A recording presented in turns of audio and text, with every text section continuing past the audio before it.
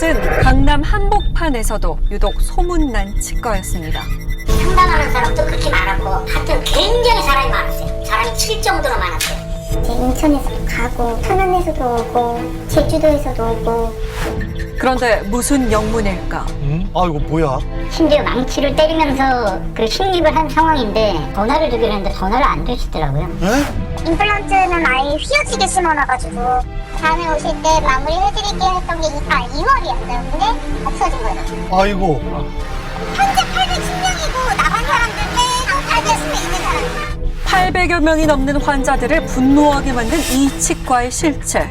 대체 무엇일까요? 아니 저게 말이 됩니까? 이 원래 결혼 사진인데 그때는 치아가 이렇게 괜찮았었거든요.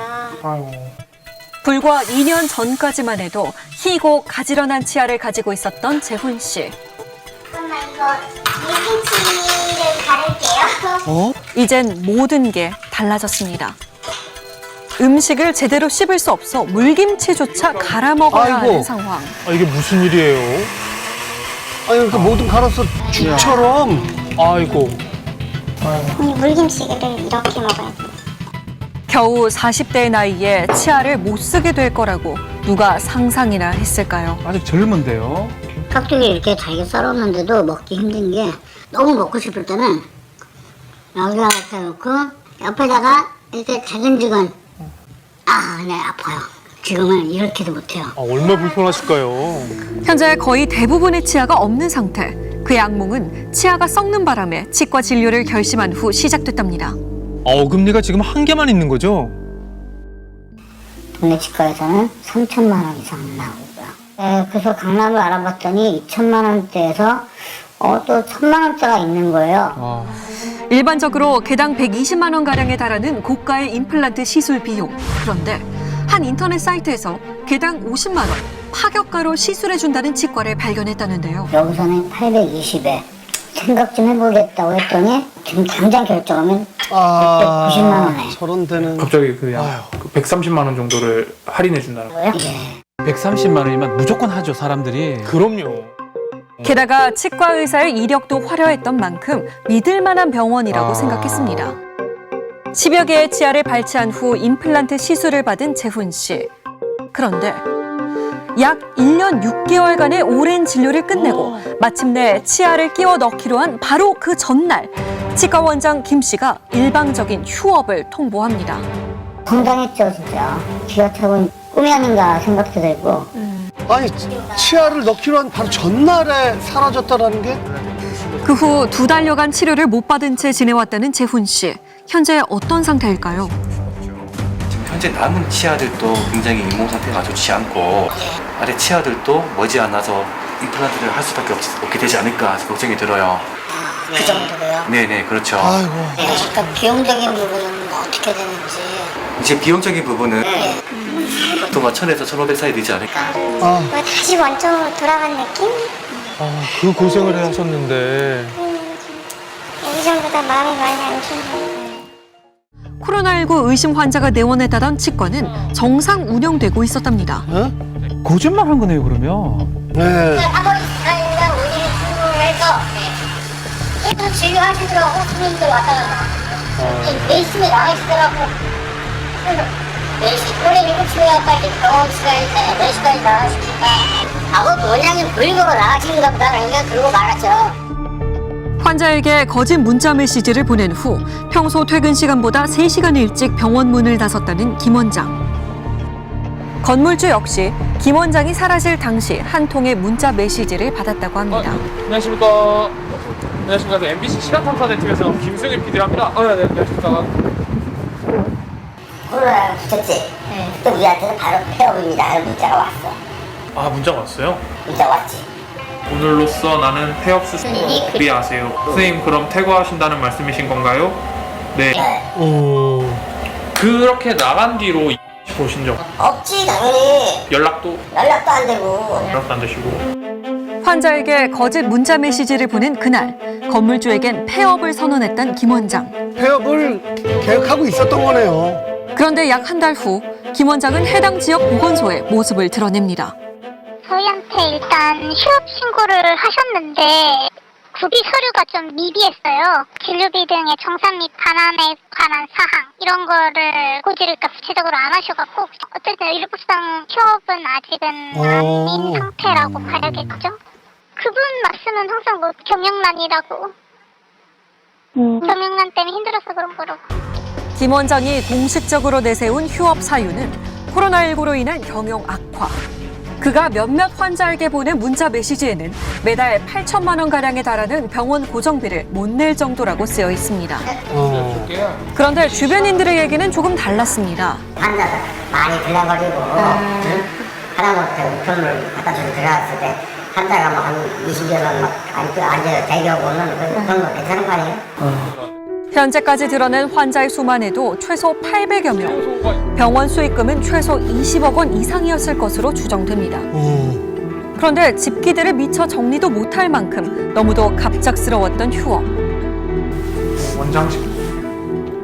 김 원장은 왜 갑자기 치과 문을 닫은 걸까? 당시 치과에 근무했던 직원의 이야기를 들어봤습니다. 평소 사람들 진료 환자들한테 문자통보 한 것도 원장님 자의로 한 거예요. 그러니까 직원들한테도 통보도 안 하고 혼자서 독단적으로 일본에서 안 거죠. 김 원장에게서는 별다른 이상 징후가 느껴지지 않았답니다. 직원들 역시 출근을 한 후에야 치과가 문을 닫았다는 사실을 알게 됐다는 건데요. 야. 김 원장이 감춘 비밀은 대체 무엇일까요?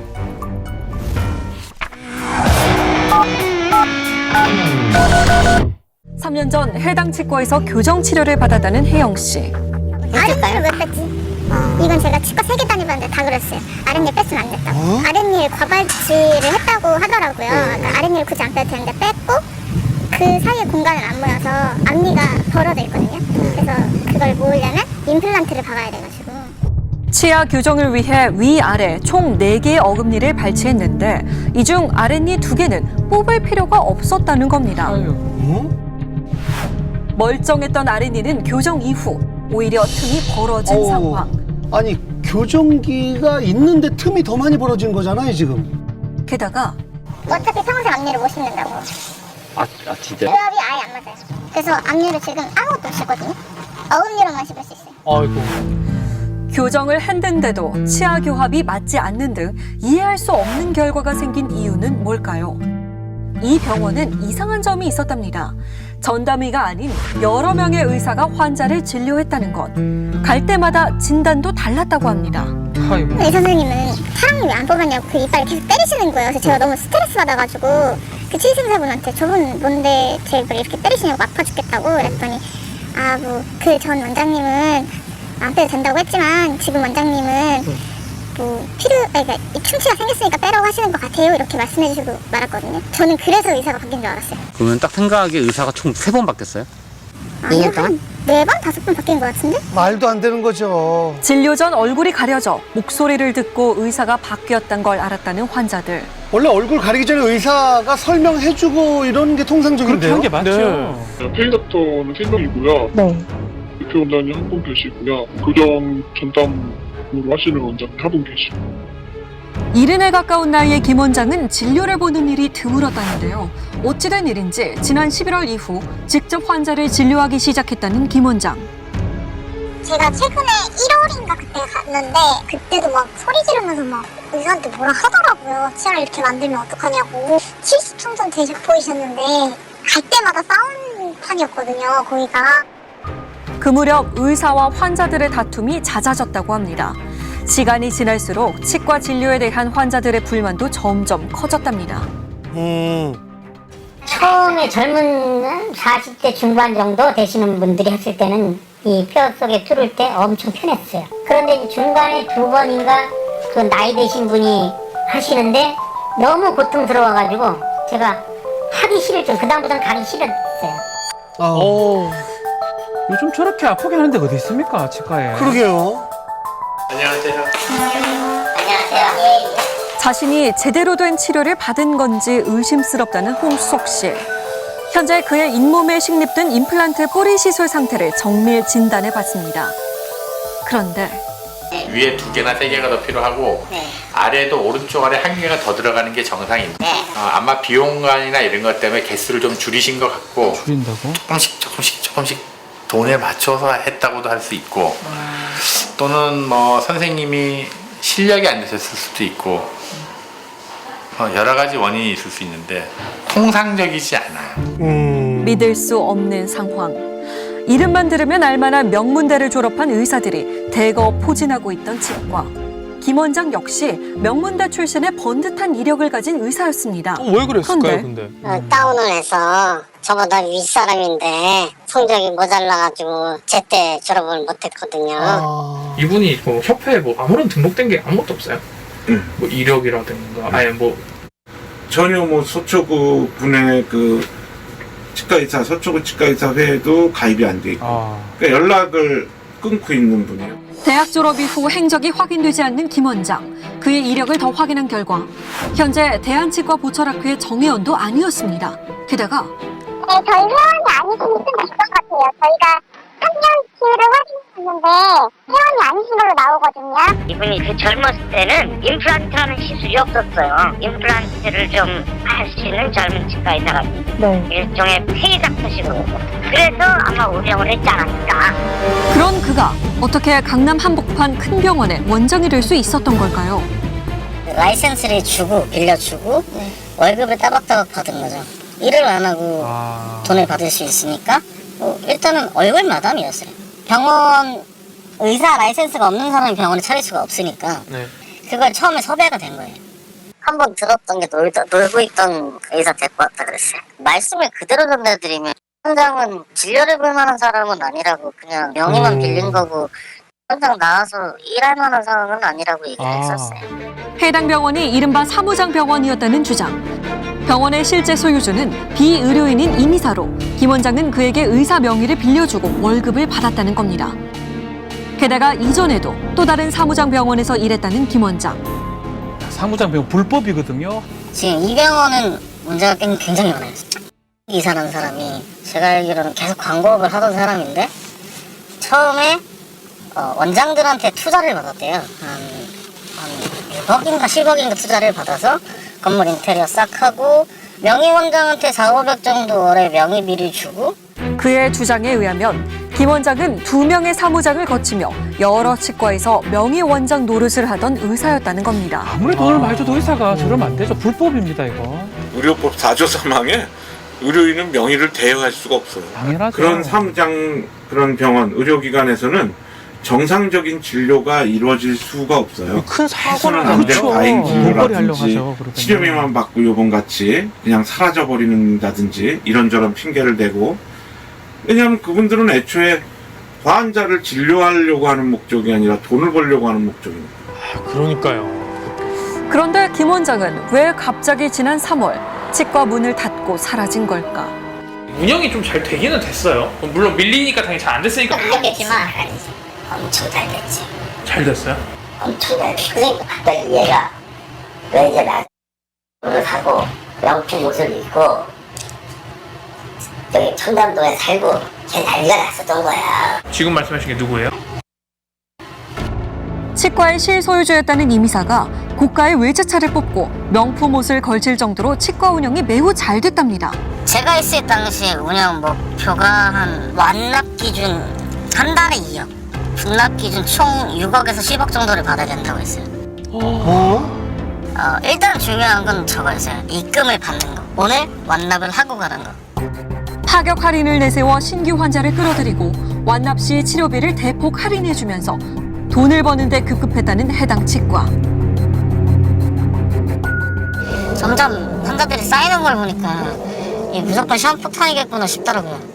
도저히 한 달에 감당이 안 되는 만큼 쌓였는데 그걸 계속 받는다는 건 책임을 져줄 생각이었으면 그렇게 안 했겠죠. 어디가 갑자기 반포세무 전세에 압수수색을 들어왔어. 33억이 횡령이 현금 횡령을 했다는 걸 갖다 잡아낸 거야. 33억이요? 이건 또 무슨 말이에요? 그 반포세무도 갔다가 도망을 한 거야. 운영이 악화되죠, 이래 되면. 이미사가 사라진 지난해 11월 이후 치과 운영이 악화되자 김 원장 혼자 감당하긴 어려운 상황이 됐다는 겁니다. 안녕하세요. 이 혐의에 대한 임 이사의 의견은 무엇일까? 그의 가족을 만나봤습니다. 탈세 혐의로 얘기. 네, 세무조사 맞았다고 그랬어요. 저는 납득이 안 되는 게 그 많은 피해자들이 성결제를 다 했는데 그 돈이 다 어디 갔냐는 거죠, 저희는. 그걸 저한테 물어보면 어떡해요. 현재 임 이사의 행방은 알 수 없는 상황. 고객이 전화를 받지 않아 삐 소리 이후 음성 사상으로 연결됩니다. 동생이 어떻게 운영했든 간에 저는 모르는데 조만간 경찰에서 연락 오면 조사는 받을 것 같아요. 그럼 당연히 처벌도 받겠죠.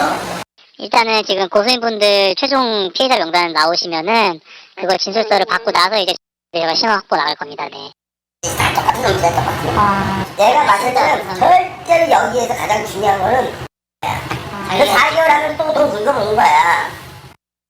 원래는 이게 끝났어야 되는 거야, 이게 지금. 근데 이게 지금 만들어 들어와가지고 몇 개월 전에 3, 4개월 또 해가지고 또 해먹으면서 이게 흙탕물을 만들어버린 거야, 지금 사실은. 임 이사가 사라진 후 건물주를 찾아와 사정했다는 김 원장. 시한폭탄이나 마찬가지던 치과의 자금 사정을 알고 있음에도 자신이 직접 치과를 운영하겠다고 나섰다는 겁니다. 돈 욕심 나서 그런 거 아니에요? 돈 벌려고요. 그 넉 달여간 피해는 더 늘었습니다. 서울이고 강남이니까 괜찮다 믿었지. 우리 서민이기 때문에 어려운 형편에 저렴하게 해준다고 해서 온 거란 말씀이야. 믿음이 컸던 만큼 배신감도 컸다는 피해자들. 결국 김 원장을 고소했는데요. 정상적인 치료를 제공할 만한 어떤 의사와 능력이 없음에도 불구하고 그때 이벤트 광고를 통해서 환자들을 유치한 것, 주범은 그리고 명의를 대여한 치과 원장은 이제 공범으로 볼 수가 있습니다.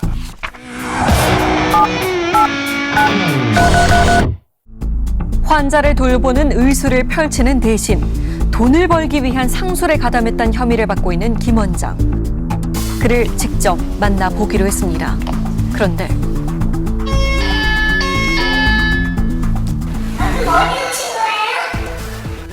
저기 댁에 계세요? 네? 지금 누구신데요? 아니 내가 그런데 당신도 저 혼자 있어요 혼자. 지금 아내분 되세요?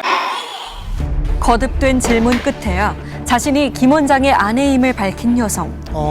아니 근데요 실화탐사야 되고 어디든 저도 그가 좋아하는데 실화 탐사도 좋아하시나요? 탐정이 어렸으면 우린 재주가 하나도 없어요 그잖아요. 탐정이 어디서 처벌만 받으면 되지 우리가 큰 데고 갖다 견제해야 되고 원망을 들을 필요는 없지 그 사람이 타켓이어야 되는 거 아니에요? 저도 지금 되게 피해요. 우리 남편 그거 서포트 해주려고 차 팔고 보험 다 팔아갖고 집도 다 팔았어요. 정말 일방적으로 그렇게 해서 사람들 얘기하지 말고 문 닫는 순간까지 최선을 다했어요. 아이고, 최선을 다했다고 하기에는 무책임한데요. 가족들과도 연락이 닿지 않는다는 김 원장. 다행히 그의 입장을 들을 수 있었습니다. 법인에서는 디지털 소송을 받았다고 내가 충분히 내가 해명을 했고 진료를 해줘도 내가 뭐 치료를 할 수가 있는 거 아니에요. 점점 수입이 떨어지고 한 달에 1,500, 2,000 이거 가지고 어떻게 운영을 하나. 집세만 해도 2,750입니다. 직원들 급여 최소한 8,000 정도 있어야 돼. 그러니까 나는 돈을 계속 끌어들일 수밖에 없어요. 그러다 이제 한계가 와서 그래서 이렇게 된 거예요. 지금 돈을 만들고서는 내가 뭐 복권이 마지막 어떨까 싶어요. 야, 참. 피해자들이 김 원장에게 원한 건 의사로서의 사명을 다해달란 것뿐. 그를 믿었던 대가는 너무 가혹합니다. 이제 먹튀치과가 사실 도망가는 데는 다 이유가 있지 않겠습니까? 저희가 이제 걱정되는 부분은 소송에서 승소하더라도 그 집행할 수 있는 책임 재산이 없어서 실질적인 권리 구제가 이루어지지 못하지는 않을까 그 부분에 대해서 좀 걱정을 하고 있는 상황입니다.